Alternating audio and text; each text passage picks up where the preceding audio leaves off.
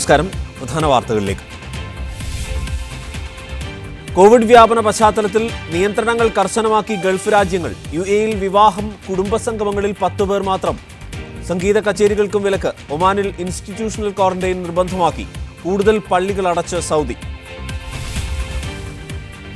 യാത്രാവിലക്കിനെ തുടർന്ന് UAE-യിൽ കുടുങ്ങിയ മലയാളികൾ ദുരിതത്തിൽ. ഉടൻ നാട്ടിലേക്ക് മടങ്ങണമെന്ന് ഇന്ത്യൻ കോൺസുലേറ്റ്. തിരികെ പോകാൻ പ്രയാസപ്പെടുന്നവരെ സഹായിക്കുമെന്നും കോൺസുലേറ്റ്. യമൻ യുദ്ധം അവസാനിപ്പിക്കാനുള്ള ശ്രമം ഊർജിതമാക്കി അമേരിക്ക.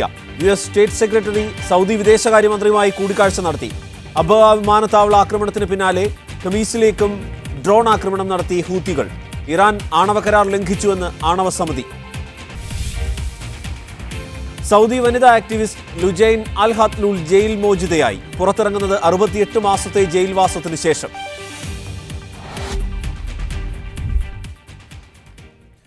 UAE-യിൽ കോവിഡ് മരണസംഖ്യ വീണ്ടും ഉയർന്നു. 18 മരണമാണ് പുതുതായി റിപ്പോർട്ട് ചെയ്തത്.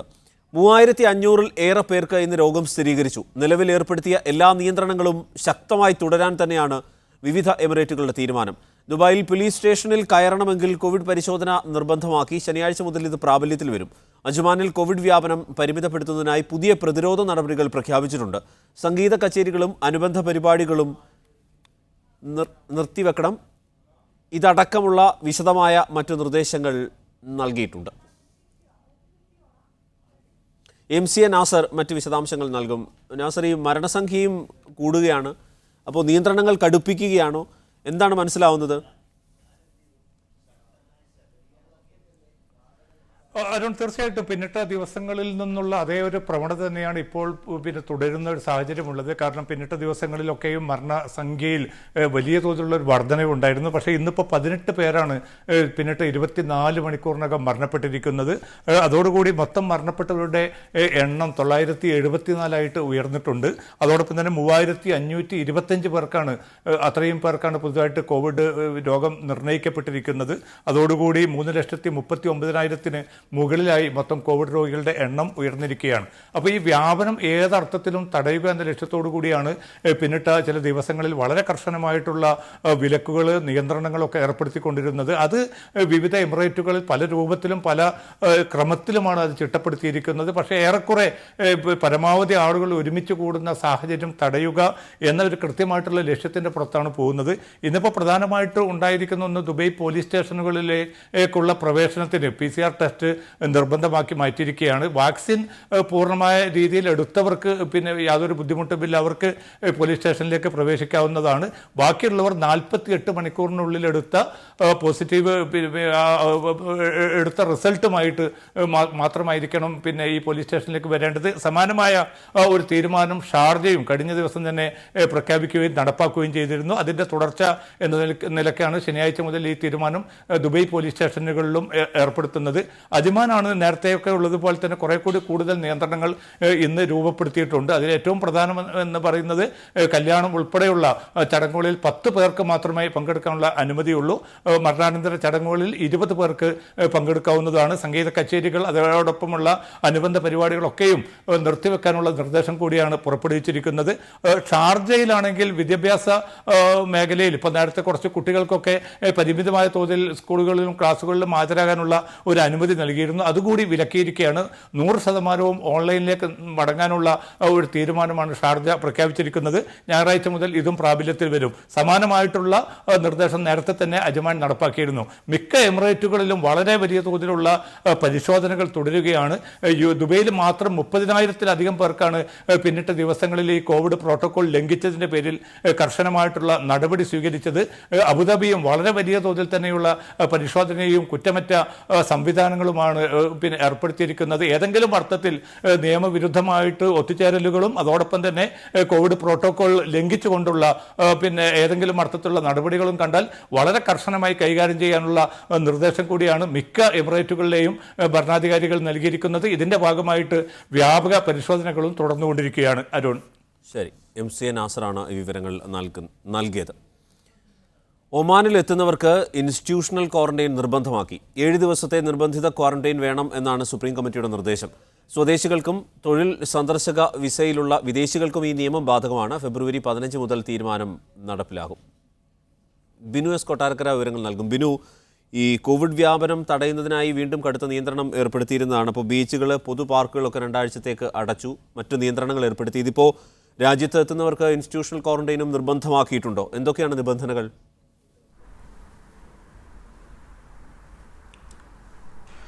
അരുൺ, തീർച്ചയായിട്ടും ഒമാനിലേക്ക് വരുന്നവർക്ക് തിങ്കളാഴ്ച മുതൽ ഇൻസ്റ്റിറ്റ്യൂഷൻ ക്വാറന്റൈൻ നിർബന്ധമാക്കിയിരിക്കുകയാണ്. 7 ദിവസത്തെ നിർബന്ധിത ഹോട്ടൽ ക്വാറന്റൈനാണ് വേണ്ടത്. ഈ തീരുമാനം ഫെബ്രുവരി 15 ഉച്ചയ്ക്ക് 12 മണി മുതൽ നടപ്പിലാക്കുമെന്നും സിവിൽ ഏവിയേഷൻ പൊതു അതോറിറ്റി ഇന്ന് അറിയിച്ച സർക്കുലറിൽ അറിയിച്ചിട്ടുണ്ട്. അതുപോലെ തന്നെ ഒമാനിലേക്ക് എത്തുന്ന സ്വദേശികൾക്കും തൊഴിൽ സന്ദർശക വിസയിൽ എത്തുന്ന വിദേശികൾക്കും ഈ നിയമം ബാധകമായിരിക്കും. 7 രാത്രിയിലേക്കാണ് ഹോട്ടൽ ബുക്കിംഗ് നടത്തേണ്ടത്.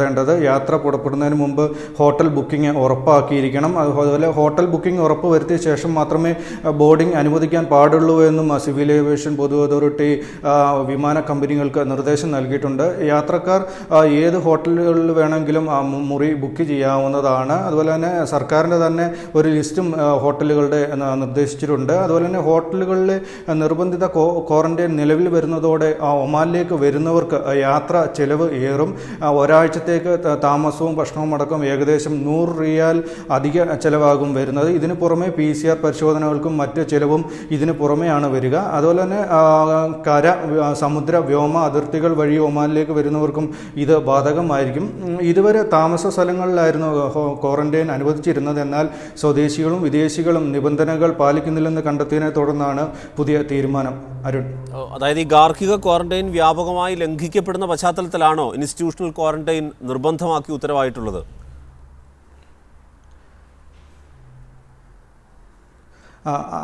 അതെ, നിരവധി നേരത്തെ ഒമാനിലേക്ക് വരുന്നവർക്ക് 7 ദിവസത്തെ ക്വാറന്റൈൻ കഴിഞ്ഞ് 8ാമത്തെ ദിവസം PCR പരിശോധന നെഗറ്റീവ് ആകുന്നതോടെ അവർക്ക് ക്വാറന്റൈൻ അവസാനം ബ്രേസ്ലെറ്റ് അഴിക്കാവുന്നതായിരുന്നു. എന്നാൽ പലരും വിദേശികളും സ്വദേശികളും ഉൾപ്പെടെ നിയമം ലംഘിക്കുന്ന ഒരു സാഹചര്യം ഉണ്ടായതുകൊണ്ടാണ് ഇന്നലെ നടന്ന സുപ്രീം കമ്മിറ്റി യോഗം ഇത് സംബന്ധിച്ച് ഒരു തീരുമാനം എടുത്തിരിക്കുന്നത്. അതുപോലെ തന്നെ സുപ്രീം കമ്മിറ്റി ഇന്നലെ നടന്ന തീരുമാനം അനുസരിച്ച് ഒമാനിലേക്ക് വരുന്നവർക്ക് വരുന്നവർക്ക് നേരത്തെ 14 ദിവസവും കഴിഞ്ഞും PCR ടെസ്റ്റ് ഇല്ലാതെ തന്നെ നമുക്ക് കയ്യിൽ ബ്രേസ്ലെറ്റ് അഴിക്കാൻ വരുന്നു.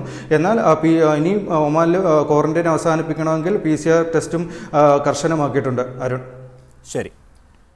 ബിനു എസ് കൊട്ടാരക്കരയാണ് വിവരങ്ങൾ നൽകിയത്. സൗദിയിൽ കോവിഡ് ബാധിച്ച് ഗുരുതരാവസ്ഥയിലാകുന്നവരുടെ എണ്ണം വർദ്ധിക്കുന്നതായി ആരോഗ്യ മന്ത്രാലയം അറിയിച്ചു. ഇന്ന് 364 പുതിയ കേസുകളും 274 രോഗമുക്തിയുമാണ് റിപ്പോർട്ട് ചെയ്തത്. ആക്റ്റീവ് കേസുകളിലും പ്രകടമായ വർധന രേഖപ്പെടുത്തുന്നുണ്ട്. രാജ്യത്ത് കോവിഡ് ബാധിച്ച് അത്യാസന്ന നിലയിലാകുന്നവരുടെ എണ്ണത്തിൽ വർധന തുടരുകയാണ്. കഴിഞ്ഞ മാസം 302 ഗുരുതര കേസുകൾ ക്രമേണ വർദ്ധിച്ച് ഇന്ന് 437 ആക്റ്റീവ് കേസുകളിലും പ്രകടമായ വർധനയാണ് രേഖപ്പെടുത്തുന്നത്. കഴിഞ്ഞ മാസം 1800 മുകളിലായിരുന്ന ആക്റ്റീവ് കേസുകൾ ഇന്ന് 2658 ഉയർന്നു. റിയാദിലാണ് ഏറ്റവും കൂടുതൽ കേസുകൾ റിപ്പോർട്ട് ചെയ്യപ്പെടുന്നത്. 364 പേർക്ക് കൂടി ഇന്ന് പുതിയതായി രോഗം സ്ഥിരീകരിച്ചതോടെ ആകെ രോഗബാധിതരുടെ എണ്ണം 3,71,720 274 പേർക്കാണ് ഇന്ന് രോഗം ഭേദമായത്. ഇതുൾപ്പെടെ ഇതുവരെ 3,62,642 പേർക്ക് രോഗം ഭേദമായതായി റിപ്പോർട്ടുകൾ വ്യക്തമാക്കുന്നു. കഴിഞ്ഞ ദിവസത്തിന്റെ തുടർച്ചയായി ഇന്നും 5 പേർ കൂടി മരിച്ചതോടെ ആകെ മരണം 6,420 ഉയർന്നു. റിയാദിൽ 176 പേർക്കും കിഴക്കൻ പ്രവിശ്യയിൽ 85 പേർക്കും മക്കയിൽ 43 പേർക്കുമാണ് ഇന്ന് പുതിയതായി രോഗം സ്ഥിരീകരിച്ചത്. കൂടാതെ അൽബഹയിൽ 12 പേർക്കും അസീറിൽ 11 പേർക്കും പുതിയതായി കോവിഡ് ബാധിച്ചിട്ടുണ്ട്. മറ്റു മേഖലകളിലെല്ലാം 10-ൽ താഴെയാണ് ഇന്ന് രോഗം സ്ഥിരീകരിച്ചവരുടെ എണ്ണം. Gafoor Kondotty, media 1, Jeddah. സൗദിയിൽ കോവിഡ് വ്യാപനത്തെ തുടർന്ന് കൂടുതൽ പള്ളികൾ അടച്ചു. വാദി ജവാസറിൽ ഒരു പള്ളി ജീവനക്കാരൻ കോവിഡ് ബാധിച്ച് മരിച്ചു. കോവിഡ് പ്രോട്ടോകോൾ ലംഘനം കണ്ടെത്തിയതിനെ തുടർന്ന് നിരവധി സ്ഥാപനങ്ങളും അധികൃതർ അടച്ചുപൂട്ടി.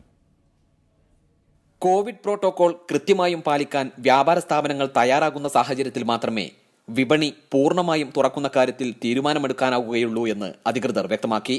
രാജ്യത്ത് കോവിഡ് കേസുകളും ഗുരുതരാവസ്ഥയും വർദ്ധിക്കുന്ന സാഹചര്യത്തിൽ വ്യാപാര സ്ഥാപനങ്ങളും പള്ളികളും കേന്ദ്രീകരിച്ച് പരിശോധന ശക്തമാക്കിയിട്ടുണ്ട്. പള്ളികളിലെത്തുന്ന വിശ്വാസികളിൽ കോവിഡ് സ്ഥിരീകരിച്ചതിനെ തുടർന്ന് കഴിഞ്ഞ 4 ദിവസമായി രാജ്യത്തിന്റെ വിവിധ ഭാഗങ്ങളിലായി നിരവധി പള്ളികളാണ് ഇസ്ലാമിക കാര്യ മന്ത്രാലയം അടക്കുന്നത്. ഇന്ന് 12 പള്ളികളിൽ കൂടി രോഗം സ്ഥിരീകരിച്ചതോടെ ഇതുവരെ 44 പള്ളികൾ അടച്ചതായി മന്ത്രാലയം അറിയിച്ചു. വാദി ദവാസിറിലെ ഒരു പള്ളിയിൽ മുഅദ്ദിൻ കോവിഡ് ബാധിച്ച് മരിച്ചതായും മന്ത്രാലയം വ്യക്തമാക്കി. രോഗം സ്ഥിരീകരിക്കുന്നതോടെ പള്ളികൾ അടക്കുന്നുണ്ടെങ്കിലും അണുനശീകരണത്തിന് ശേഷം ആരാധനക്ക് തുറന്നു കൊടുക്കുന്നുണ്ട്. ഇவ்விധം അടച്ച പള്ളികളിൽ 28 ഇതിനോടകം വിശ്വാസികൾക്ക് തുറന്നുകൊടുത്തു. ചട്ടലംഘനം കണ്ടെത്തിയ നിരവധി സ്ഥാപനങ്ങൾ അടച്ചുപൂട്ടുകയും പിഴ ചുമത്തുകയും ചെയ്തു.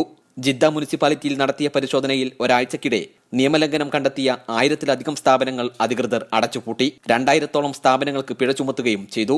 മക്കയിൽ 14 മുനിസിപ്പാലിറ്റികളിലായി നടത്തിയ പരിശോധനയിൽ ഒരാഴ്ചക്കിടെ 96 സ്ഥാപനങ്ങൾക്ക് പിഴ ചുമത്തുകയും 30ഓളം സ്ഥാപനങ്ങൾ അടച്ചുപൂട്ടുകയും ചെയ്തതായി അധികൃതർ അറിയിച്ചു. Gafoor Kondotty, media 1, Jeddah. കുവൈറ്റിൽ ഇന്ന് 1048 കോവിഡ് കേസുകൾ റിപ്പോർട്ട് ചെയ്തു. 631 പേർക്ക് രോഗം ഭേദമായി. ഇതോടെ ആകെ കോവിഡ് കേസുകളുടെ എണ്ണം 1,51,003, രോഗമുക്തരുടെ എണ്ണം 1,63,095 ഇന്ന് 5 പേർ കൂടി മരിച്ചതോടെ ആകെ മരണം 985 നിലവിൽ 1051 പേരാണ് ചികിത്സയിൽ കഴിയുന്നത്. ഇതിൽ 114 പേർ തീവ്രപരിചരണ വിഭാഗത്തിലാണ്. ഒമാനിൽ ഇന്ന് 245 പേരാണ് കോവിഡ് ബാധിതരായത്. 2 മരണം കൂടി റിപ്പോർട്ട് ചെയ്തതോടെ ആകെ മരണം 1503 നിലവിൽ 6622 രോഗികളാണ് ഒമാനിലുള്ളത്. 16 പേരെയാണ് ഇന്ന് ആശുപത്രിയിൽ പ്രവേശിപ്പിച്ചത്. ഇതോടെ ആകെ ആശുപത്രിയിൽ ചികിത്സയിലുള്ളവരുടെ എണ്ണം 149 206 പേർ രോഗമുക്തി നേടി. ഖത്തറിൽ കോവിഡ് രോഗബാധയെ തുടർന്ന് ഒരു മരണം കൂടി. 81 വയസ്സുള്ള വ്യക്തിയുടെ മരണമാണ് സ്ഥിരീകരിച്ചത്. 448 പേർക്ക് പുതുതായി കോവിഡ് രോഗബാധ സ്ഥിരീകരിച്ചു. 391 പേർക്ക് സമ്പർക്കത്തിലൂടെ രോഗം പകർന്നപ്പോൾ 57 പേർ വിദേശത്തുനിന്ന് തിരിച്ചെത്തിയവരാണ്. 276 പേർക്ക് കൂടി രോഗം ഭേദമായതോടെ ആകെ രോഗമുക്തർ 1,47,727 പുതിയ മരണങ്ങളൊന്നും രാജ്യത്ത് ഇന്ന് റിപ്പോർട്ട് ചെയ്യപ്പെട്ടിട്ടില്ല. ബഹ്റിനിൽ കോവിഡ് ബാധിച്ച് ചികിത്സയിൽ കഴിഞ്ഞ ഒരാൾ കൂടി മരിച്ചു. 797 പേർക്ക് കൂടി പുതുതായി കോവിഡ് സ്ഥിരീകരിച്ചു. ഇവരിൽ 306 പേർ പ്രവാസികളാണ്. നിലവിൽ 6,488 പേർ ചികിത്സയിൽ കഴിയുന്നുണ്ട്. ഇവരിൽ 58 പേരുടെ നില ഗുരുതരമാണ്. 436 പേർക്ക് കൂടി രോഗം ഭേദമായതായി ആരോഗ്യ മന്ത്രാലയം അറിയിച്ചു. സൗദി കുവൈറ്റ് യാത്രാവിലക്കിനെ തുടർന്ന് UAE-യിൽ വന്ന് കുടുങ്ങിയ ഇന്ത്യക്കാർ നാട്ടിലേക്ക് മടങ്ങണമെന്ന് ആവർത്തിച്ച ദുബായ് ഇന്ത്യൻ കോൺസുലേറ്റ് കോവിഡ് വ്യാപനം തുടരുന്ന സാഹചര്യത്തിൽ മടക്കയാത്ര വൈകരുതെന്നും കോൺസുലേറ്റ് നിർദ്ദേശിച്ചു. മടങ്ങാൻ പ്രയാസപ്പെടുന്നവരെ സഹായിക്കുന്നത് കോൺസുലേറ്റ് പരിഗണിക്കുമെന്നും അധികൃതർ അറിയിച്ചു. സൗദിയിലേക്കും കുവൈത്തിലേക്കുമുള്ള യാത്രക്കിടെ UAE-യിൽ കുടുങ്ങിയവരുടെ വിഷയം ചർച്ച ചെയ്യാൻ ദുബായ് ഇന്ത്യൻ കോൺസുലേറ്റ് വിളിച്ചു ചേർത്ത യോഗത്തിലാണ് കോൺസുൽ ജനറലിന്റെ ഈ അഭ്യർത്ഥന. പ്രവാസി സംഘടനകളുടെയും സാമൂഹിക പ്രവർത്തകരുടെയും യോഗത്തിൽ കോൺസുൽ ജനറൽ ഡോക്ടർ അമൻപുരിയാണ് നിലപാട് വ്യക്തമാക്കിയത്. എല്ലാവർക്കും ടിക്കറ്റ് നൽകാനാവില്ലെന്നാണ് കോൺസുലേറ്റിന്റെ നിലപാട്. യാത്രക്കാരെ മടങ്ങാൻ പ്രവാസി സംഘടനകൾ തന്നെ പ്രേരിപ്പിക്കണം. അവരെ കാര്യം പറഞ്ഞ് മനസ്സിലാക്കണമെന്നും കോൺസുൽ ജനറൽ യോഗത്തിൽ അഭ്യർത്ഥിച്ചു. വിവിധ രാജ്യങ്ങളുടെ ആഭ്യന്തര വിഷയമായതിനാൽ കോൺസുലേറ്റിനും എംബസിക്കും ഇടപെടുന്നതിന് പരിമിതികളുണ്ട്. അതിനാൽ അതാത് രാജ്യങ്ങൾ അതിർത്തി തുറന്നാൽ തിരികെ വരാൻ അവസരമൊരുങ്ങുമെന്നും കോൺസുൽ ജനറൽ പറഞ്ഞു. കോൺസുലേറ്റിന്റെ നിർദ്ദേശപ്രകാരം KMCC-യും ഷാർജ ഇന്ത്യൻ അസോസിയേഷനും മറ്റു കൂട്ടായ്മകളും ചേർന്ന് UAE-യിൽ കുടുങ്ങിക്കിടക്കുന്നവരുടെ വിവരങ്ങൾ ശേഖരിച്ചിരുന്നു. 1500ഓളം പേരുടെ പട്ടിക സംഘടനകൾ കൈമാറി. KMCC പ്രതിനിധി Nisar Thalangara, Sharjah Indian association president EP Johnson, ICF പ്രതിനിധി സലാം സക്കാഫി, IPF സാരഥികളായ പ്രദീപ് ഹരി, സാമൂഹിക പ്രവർത്തകൻ നസീർ വാടാനപ്പള്ളി തുടങ്ങിയവർ യോഗത്തിൽ സംബന്ധിച്ചു. Media 1, Dubai. അബ വിമാനത്താവളത്തിലേക്ക് ഹൂത്തികൾ നടത്തിയ ഡ്രോൺ ആക്രമണത്തിന് പിന്നാലെ ഖമീസിലേക്കും ആക്രമണം. സ്ഫോടക വസ്തുക്കൾ നിറച്ച ഡ്രോണുകൾ സൗദി സഖ്യസേന വെടിവെച്ചിട്ടു. യമൻ യുദ്ധം അവസാനിപ്പിക്കുന്നതിനും സൗദിക്ക് പ്രതിരോധ സഹായത്തിനും US-ഉം സൗദിയും ചർച്ച നടത്തി. ഇന്നലെ അബഹ വിമാനത്താവളത്തിലേക്ക് ഹൂത്തികൾ നടത്തിയ ആക്രമണത്തിൽ വിമാനത്തിന് തീ പിടിച്ചിരുന്നു. ഇതിന് പിന്നാലെയാണ് ഇന്ന് വീണ്ടും ഖമീസ് മുഷയത്ത് ലക്ഷ്യമാക്കി ഡ്രോണുകൾ എത്തിയത്. ഇത് സഖ്യസേന വെടിവെച്ചിട്ടു. ഇതിനിടയിലാണ് സൗദി വിദേശകാര്യമന്ത്രി ഫൈസൽ ബിൻ ഫർഹാനും US സ്റ്റേറ്റ് സെക്രട്ടറി ആന്റണി ബ്ലിങ്കനും ചർച്ച നടത്തിയത്. യമനിലെ യുദ്ധം അവസാനിപ്പിക്കാനുള്ള രാഷ്ട്രീയ പരിഹാരമാണ് ഇരുവരും ചർച്ച ചെയ്തതെന്ന് സൗദി പ്രസ് ഏജൻസി റിപ്പോർട്ട് ചെയ്തു. സൗദിക്ക് സ്വയം പ്രതിരോധത്തിനുള്ള വിഷയങ്ങളും ചർച്ചയായി. സൗദിക്ക് നേരെ തുടരെയുണ്ടാകുന്ന ആക്രമണത്തിന് പരിഹാരമുണ്ടാക്കുന്ന കാര്യവും ചർച്ചയായെന്ന് US സ്റ്റേറ്റ് ഡിപ്പാർട്ട്മെന്റും സ്ഥിരീകരിച്ചു. യമനിലേക്കുള്ള US ദൂതനായി ടിം ലെൻഡർകിങ്ങിനെ US പ്രസിഡന്റ് ജോ ബൈഡൻ നിയമിച്ചിരുന്നു. ഇദ്ദേഹത്തിനു കീഴിൽ കൂടുതൽ ശ്രമങ്ങൾ US നടത്തുമെന്നാണ് റിപ്പോർട്ടുകൾ. Aftab Rahman, media 1, Riyadh. ഇറാനെതിരെ അന്താരാഷ്ട്ര ആണവോർജ്ജ സമിതിയുടെ റിപ്പോർട്ട്. 2015-ലെ ആണവ കരാർ തെഹ്റാൻ ലംഘിച്ചതായി ഈ റിപ്പോർട്ട് കുറ്റപ്പെടുത്തുന്നു. വ്യവസ്ഥയ്ക്ക് വിരുദ്ധമായി യുറേനിയം സമ്പുഷ്ടീകരണ തോത് ഉയർത്തിയ നടപടിയെയും സമിതി ചോദ്യം ചെയ്യുന്നു. എന്നാൽ ആണവ കരാർ നിലനിർത്തേണ്ട ബാധ്യത അമേരിക്കയ്ക്കാണ് എന്ന് തെഹ്റാൻ പ്രതികരിച്ചു. യുറേനിയം ലോഹനിർമ്മിതിയിലൂടെ ആറ്റം ബോംബ് നിർമ്മാണത്തിനുള്ള പ്രാഥമിക ചുവടുവയ്പ്പിലാണ് ഇറാനെന്ന് അന്താരാഷ്ട്ര ആണവോർജ്ജ സമിതി കുറ്റപ്പെടുത്തി. അമേരിക്ക കരാറിൽ നിന്ന് പിൻവാങ്ങിയ സാഹചര്യം ചൂണ്ടിക്കാട്ടിയാണ് വ്യവസ്ഥകൾ മറികടക്കാനുള്ള തെഹ്റാന്റെ നീക്കം. നിഗൂഢ സ്വഭാവത്തിലുള്ള പ്രവർത്തനങ്ങളാണ് ആണവ കേന്ദ്രത്തിൽ ഇറാൻ നടത്തുന്നതെന്ന ആരോപണവും സമിതി ഉന്നയിക്കുന്നുണ്ട്. നടപടികളിൽ സുതാര്യത ഉറപ്പാക്കണം.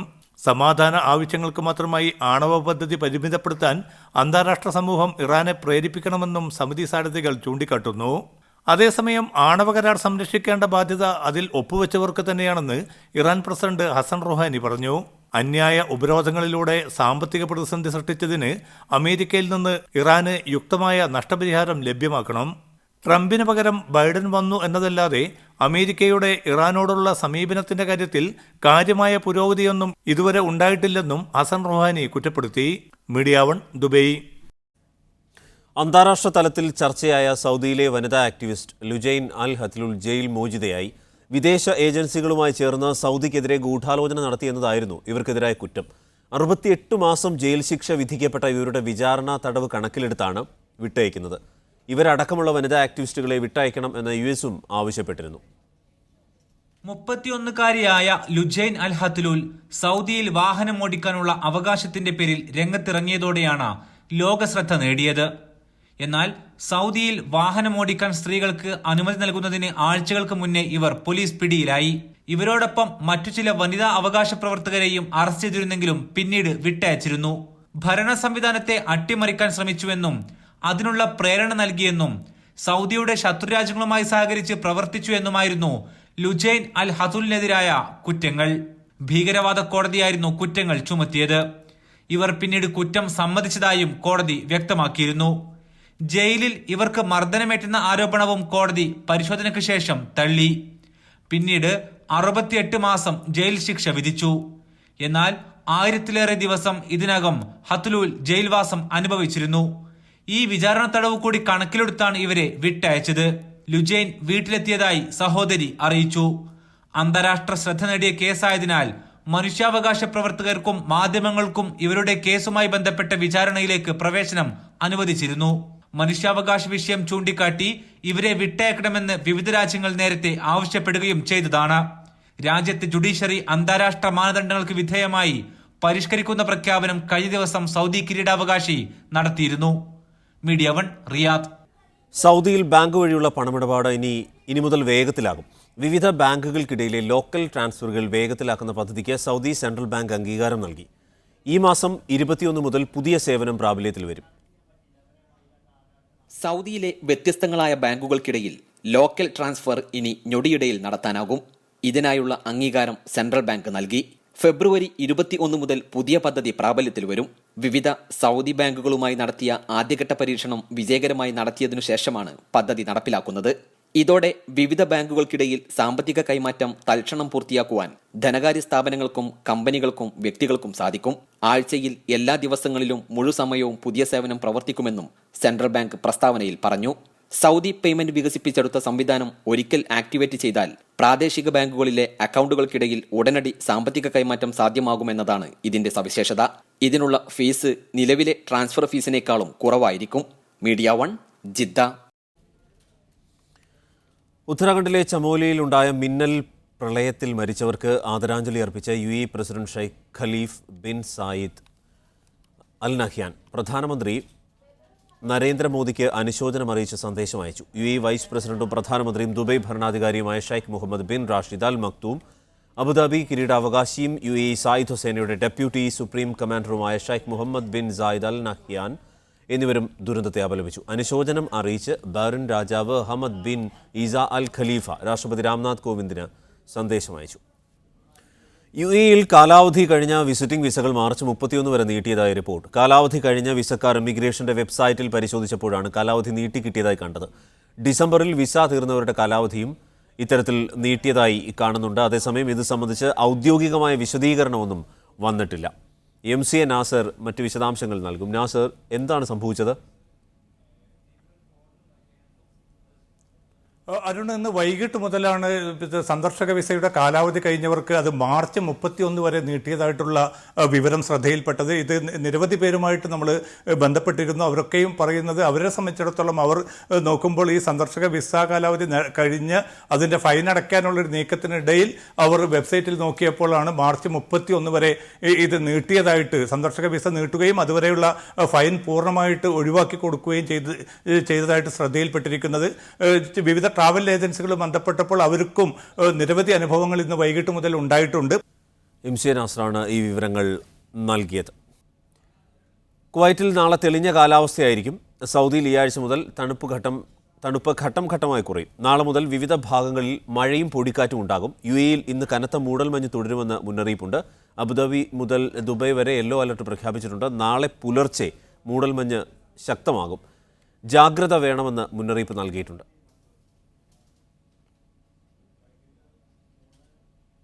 ഇനി വിവിധ നഗരങ്ങളിലെ താപനില. ഇതെന്തിനാ വിഷ്വലില്ല ഇങ്ങനെ ഡ്രൈവ് അയക്കുന്നത്?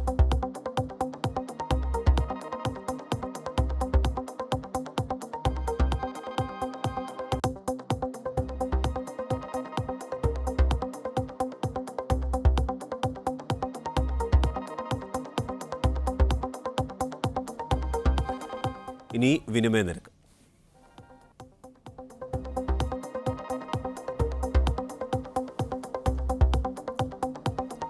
സൗദി റിയാൽ 19 രൂപ 44 പൈസ, UAE ദിർഹം 19 രൂപ 93 പൈസ, ഖത്തർ റിയാൽ 190 രൂപ 2 പൈസ, ഒമാൻ റിയാൽ 190 രൂപ 2 പൈസ, കുവൈറ്റ് ദിനാർ 240 രൂപ 98 പൈസ, ബഹ്റൈൻ ദിനാർ 193 രൂപ 26 പൈസ.